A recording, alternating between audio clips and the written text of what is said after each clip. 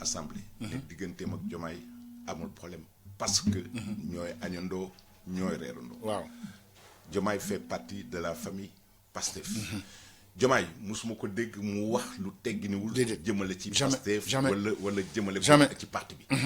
maintenant dans la mise en œuvre de notre projet Pastef. waaw xëy na mën na am ay divergences. loolu sax moo àdduna ñu ànd moom. waaw loolu mooy li am quoi. mais toujours est-il que. waaw ñoom ñaar. je pense qu'ils sont conscients de leurs responsabilités. Conscients de leurs responsabilités. Et ce qui est magnifique ça veut dire que état bi. mi ngi ko ne dox. waaw amul benn retard. malgré que difficultés yi ñu fekk fii.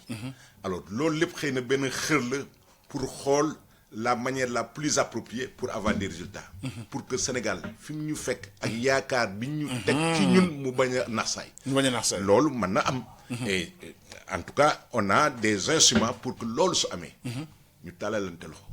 parce que loo gis rek après dañuy toog waxtaan côté dañ koy.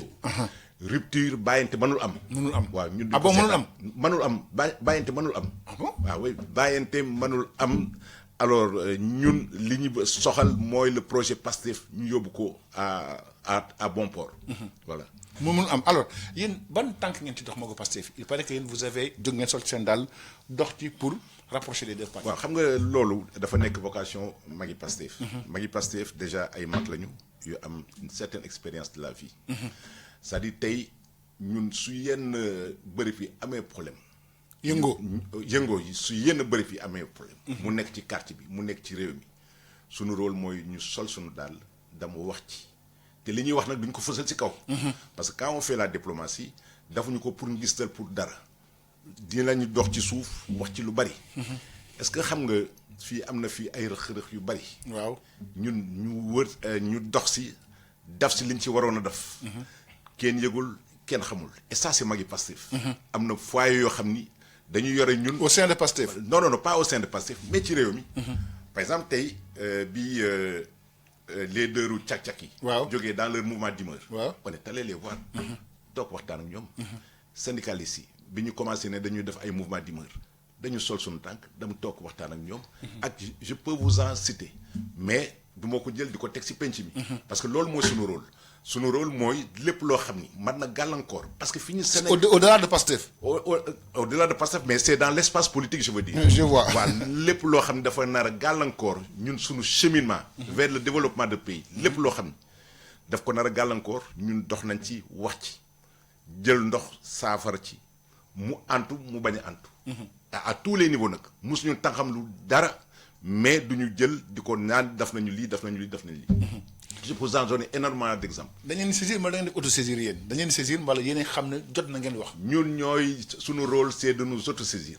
soo amee problème.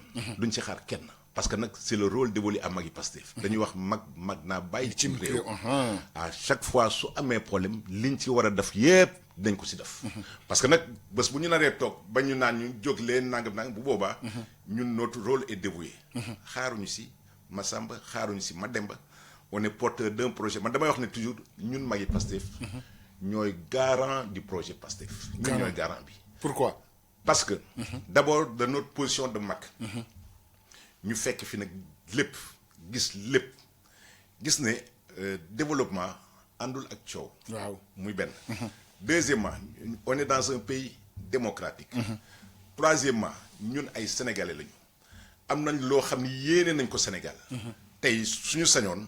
avec lépp loo xam ni sénégalais am nañu yaakaar si ñun rëq-rëq yu bari du fi am que nit ñi liñ leen dëkk améliorer la qualité de vie de nos concitoyens. C'est ça le véritable challenge. et loolu suñ ko bëggee def mënul ànd ak coow li donc ñun lépp loo xam ni gis nañ ko war nañ ci mën a dox daf ci suñu tànk tubéy xar si suñu tànk tubéy dañ koy def xaaruñu si nag kenn. waaw c'est ça le rôle dévolu à magi Pastef. c'est ça le rôle dévolu à magi Pastef. oui. alors est-ce que dans cette affaire-là am na vainqueur ak un vaincu am na dans cette crise dépassée si on peut parler ainsi. c'est-à-dire man dama bëgg rek toujours ñuy delluwaat à l'essentiel. su ma jëlee affaire bi un parti politique comme c'est une famille en miniature. waaw biir kër gi. yenn saa yi mu am ay rëcc-rëcc. waaw ay rëq-rëq. c'est pas pour autant. tey soo ñëwee am problème sa frère ak sa sœur da nga koy dagg. bàyyi déedéet quel que soit le cas de figure nañu toog waxtaan xool parce que nag njaboot gi la. c'est la famille. ku sañoon sa famille du am yenn. problème yi. donc loolu su amee nañu am mat sëkk boo xam ne ñu trouver pas compromis sax mais ñu trouver waxtaan suñu biir. waxtaan la suñu biir après mën ko dépasser parce que en fait aussi boo ko analyser sur un angle purement sociologique. c'est-à-dire aucune œuvre humaine n'est parfaite. je suis d'accord. yenn saa yi day am ay rëq-rëq. yenn saa yi day am tey mu neex suba mu naqari. mais saa bu naqari. saa bu amee ay problème nañu am mat sëkk régler ko man dama ne. mais régler ko veut dire allez-y. dama ne man. waaw. ñun ay sénégalais lañu. c'est-à-dire dañu xam ki ñu doon. sénégalais ñun on est dans l'émotion. waaw bi problème yi amee. gis naa nit ñu bari ñoo xam ni nelawatuñu. waaw ñii ils ont. parce que xalaatuñ ko woon. kenn musul xalaat ni lii mën na am dina am waaw. lii mën na am. mais ñun moo tax on est en train de réfléchir. sur benn affaire bu ndaw boo xam ni ñun au sein de Magui Pastef. on va être dans l'analyse et la prospective. Analyse et prospective. Pourquoi? Ça veut dire di gàttandu. Parce que à l'épreuve du pouvoir. bés dina ñëw. lu ne mën na am problème lu nekk mën na am. benn l'épreuve du pouvoir c'est pas un long fleuve tranquille. Alors ñun on n'est pas isolé du monde. On est à l'intérieur du monde. Bien sûr. Et il y a énormément d'intérêts en jeu. Alors ces intérêts-là. Alors, ça ne va pas se produire, on ne va pas atteindre nos objectifs tranquillement. Immanquablement, dina ñëw ñu am ay problèmes. Ñu peut-être réeroo am des difficultés dans la perception des choses. yoon wi ñu mën a jaar. Mais toujours est-il que. waaw par rapport ak Sénégal yi fi ñuy xaar. dañu war a mën a dépasser loolu. Alors donc je disais que Sénégal dañu nekk dans l'émotion. Man je refuse d'être dans l'émotion je vais être très froid.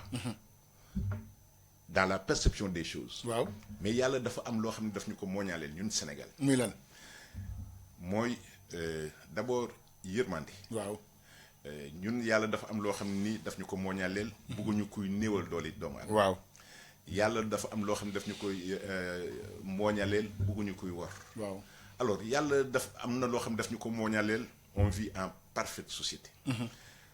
El Hadj Malick est-ce que xam nga ni Sénégal c'est l'un des rares pays en Afrique bu musul am coup d'état. Il faut se demander pourquoi. waaw parce que ñun suñu société moo structuré de telle manière que jàmm rek moo xat suñu biir société. waaw jàmm rek a fi xaj. jàmm rek moo fi xaj. gis nga on est passé par des moments très difficiles. avant élection yi di am. 2021 ba 2024. waaw 2021. période Macky Sall bi mu jël pouvoir bi c'était assez tendu. assez difficile. Ablaye Wade avant muy accéder au pouvoir aussi c'était assez tendu assez difficile. même période Senghor en un certain moment am na benn parenthèse boo xam ni c'était assez difficile. des gens ont perdu la vie fii au niveau de la Médina.